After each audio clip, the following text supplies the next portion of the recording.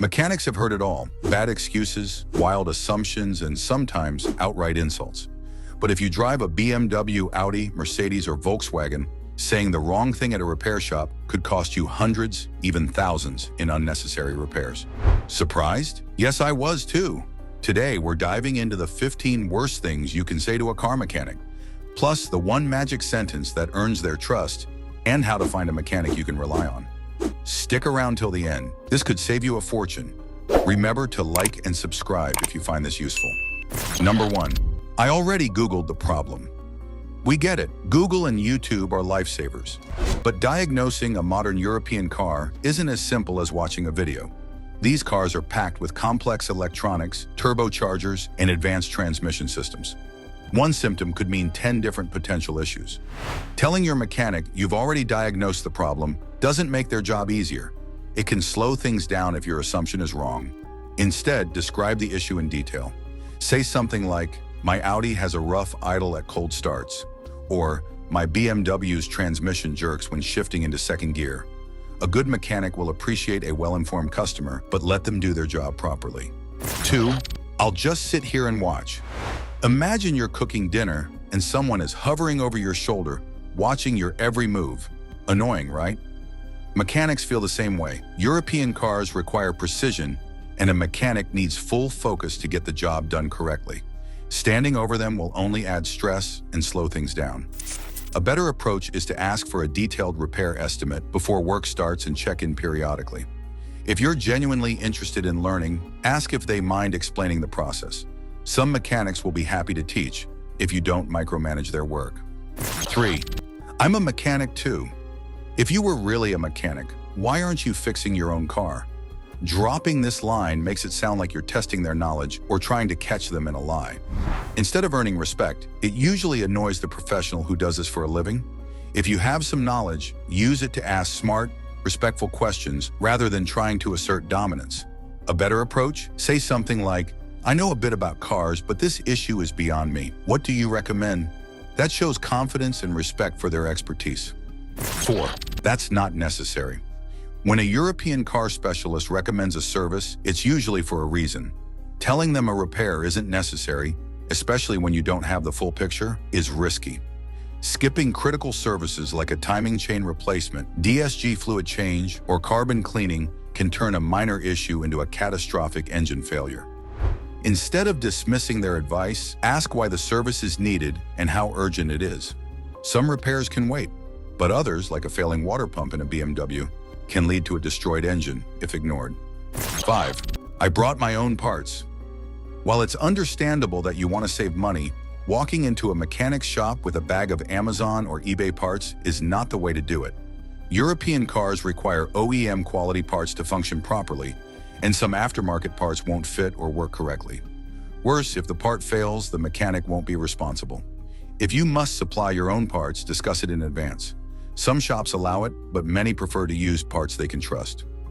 6. You're more expensive than my regular mechanic.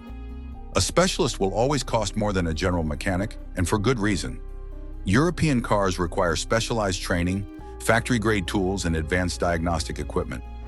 A shop that works on everything from Hondas to Hyundais may not have the expertise to properly diagnose your BMW's Vanos system or your Audi's Quattro drivetrain.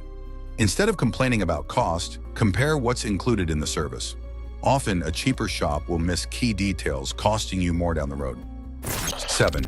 I have no idea what's wrong. Even if you're not a car expert, try to describe the symptoms. Saying, "Well, my car is making a weird noise," forces the mechanic to spend more time diagnosing the issue, which means a higher labor charge. Instead, say something like, "I hear a metallic rattling noise when I accelerate over 3,000 RPM," or "The car hesitates when shifting from first to second gear." The more specific you are, the quicker and cheaper the diagnosis will be. 8. Use the cheapest parts you have. This is the equivalent of saying, "I want my car to break down soon." European cars are built with precision components, and using cheap off-brand parts can cause bigger problems later.